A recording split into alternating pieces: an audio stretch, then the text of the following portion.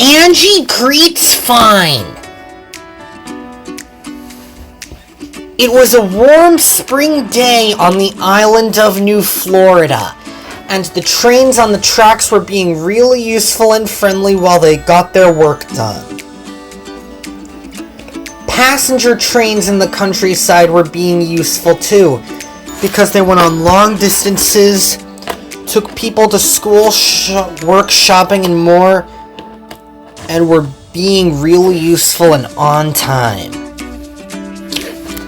Women trains and men trains were being useful too, because they had multiple engines in the front for longer trains, because they were being really useful with all their products, because whatever cars make up the consist, it is really useful to have whatever it takes to drive a woman train.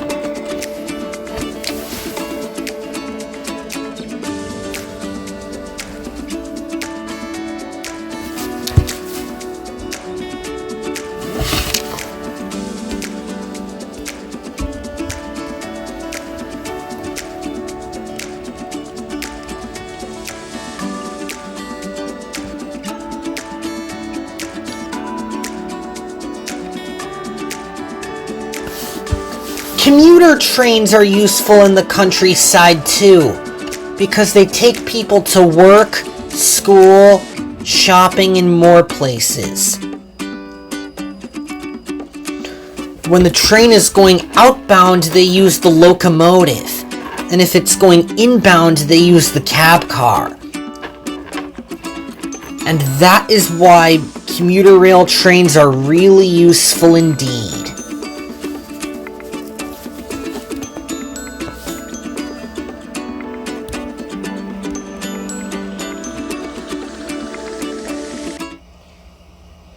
Angie, the gentle engine, was on her way to Nothing with a load of ballast. She was being really useful.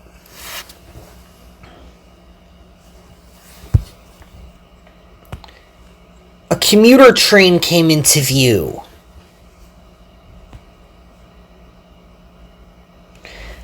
Mr. Cakester needs this ballast immediately, said Angie.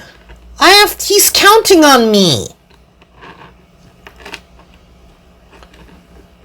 And the train clattered by. She arrived at Squetham Secondary Station on time.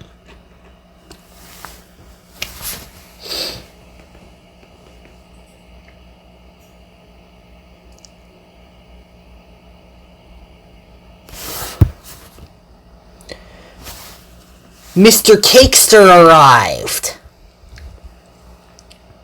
97 freight cars has to be delivered to Squetham today, he said. You must do it, Angie. Sounds good, sir, Angie said, and she steamed off to Broadley Docks. She buffered up to the freight cars and set off with all her might.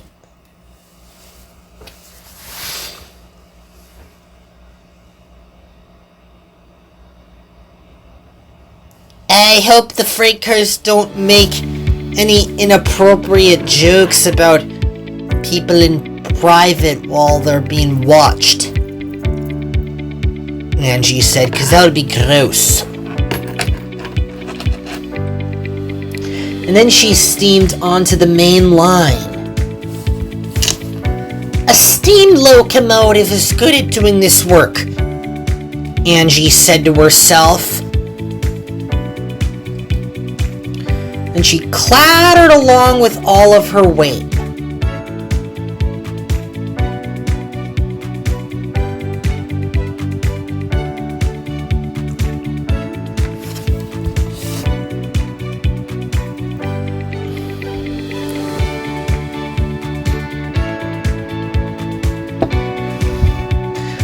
Some trucks were being cheeky. We're gonna go faster! We're gonna go faster! They laughed. Just then, a passenger train came into view. It was the Capital Limited on its way to Chicago, Illinois.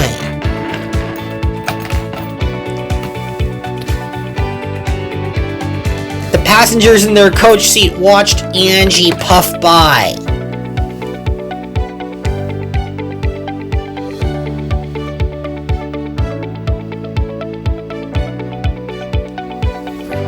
And then she came through the mountains. This is what it's like to be really useful, puffed Angie to herself. 'Cause I'm being the best. The littlesome trucks had some raunchy words to say to each other in the rear.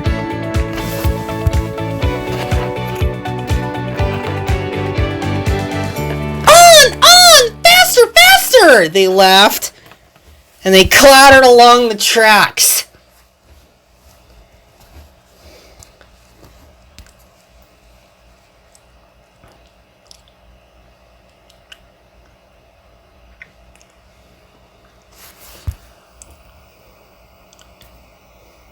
We watch people getting their clothes changed or going to the bathroom, but the worst thing is to watch babies get their diaper changed, said a freight car. That's gross. Shut your mouth, said the other boxcars. And meanwhile, a Conrail freight train was parked at a signal ahead to wait for an Amtrak to pass. But little did the driver know that Angie was right behind them.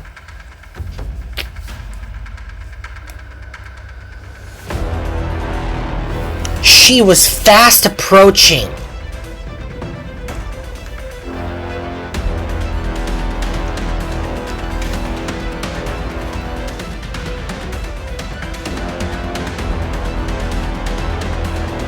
Her driver saw the freight cars ahead, and Angie didn't see them.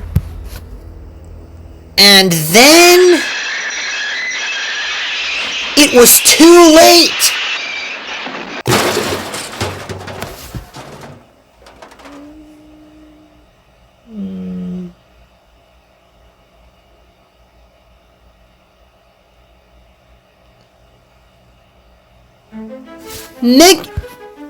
Make way for me! Called Megan as she came into view with her coaches.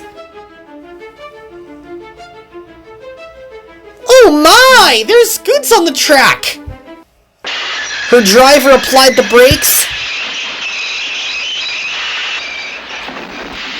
but it was too late!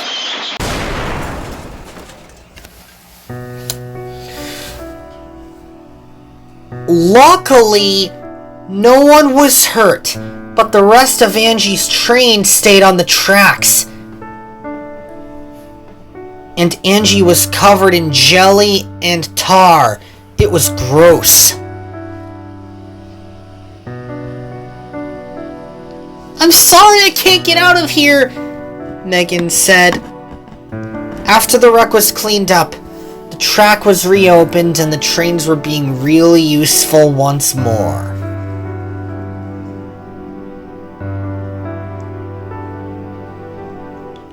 Every engine on Mr. Cakester's railroad has learned their lesson, that it's best not to watch people in private, either going to the bathroom, changing their clothes, or changing a baby's diaper.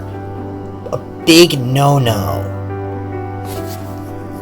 But it's not appropriate to watch that because it's gross. But that's another story.